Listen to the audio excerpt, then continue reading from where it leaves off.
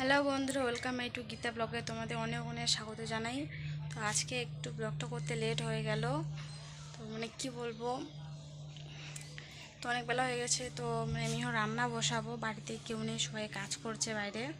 তো ওর বাবাও গেছে গাড়ি নিয়ে, বাবু বাইরে খেলছে। তো মা বাবা মনে হয় জমিতে কাজ করছে। তো আমি এখন রান্না বসাবো। আজকে কি রান্না করি দেখা যাক। তো আমি এখন রান্নাটা বসিয়ে নিই আগে, তারপর না হয় দেখা যাবে কি রান্না করি। তো প্রথমে রান্নাটা বসিয়ে দেবো আমি। তো রান্না হয়ে গেছে, তোমাদেরকে আমি দেখাই দিচ্ছি কি কি রান্না হলো আজকে। যে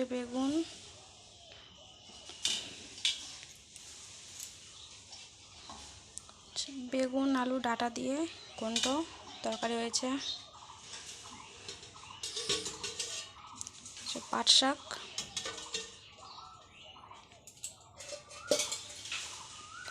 ছোটো মাছগুলা ভাজি, কি মাছের নাম তো জানি না আমি, যে বাবুর ডাল।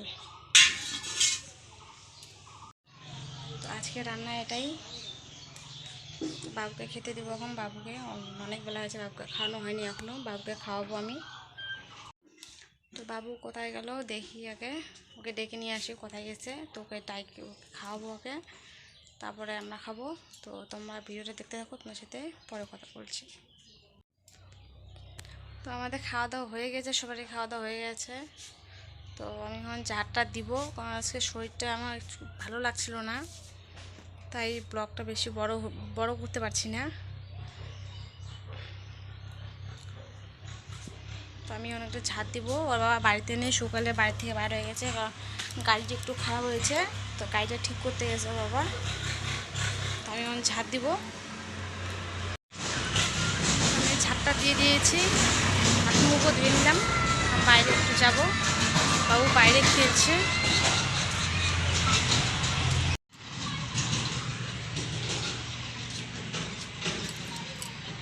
খেলছে এখানে,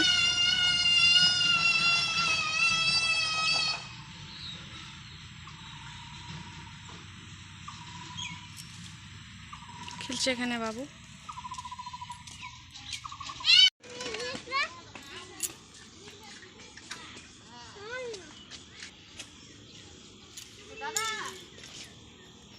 শরীরটা কিন্তু শেষ করে দিয়ে দিছে। হ্যাঁ, ধুলাবালি দিয়ে বাবাই রাত্রেবেলা স্নান করে দিব দেখিস।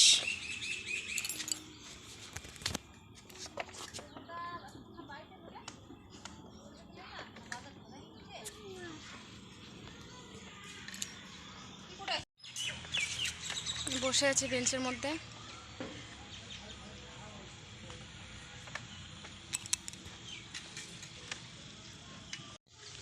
মারো না, ভাগ্নিটা খড়ি কাটছে।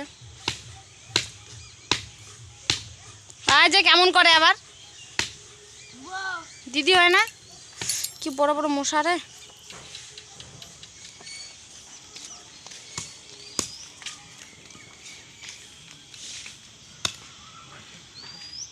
এগুলো খড়ি দিয়ে ভাত রান্না করবে, তাই খড়ি কাটছে।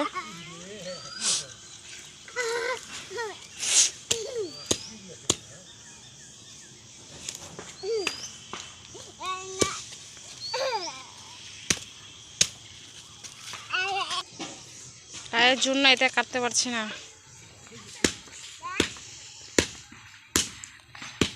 গিট খানা ধান উসি পাতে না, তো ভাঙা একটু ইট খানো।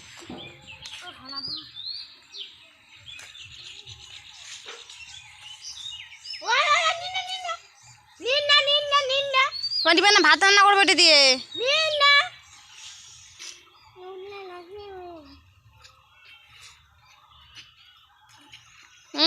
মারো না।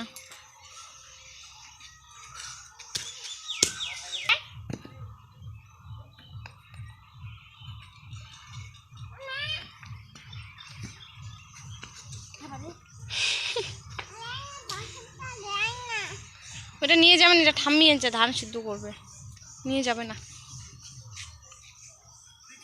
আয় যাই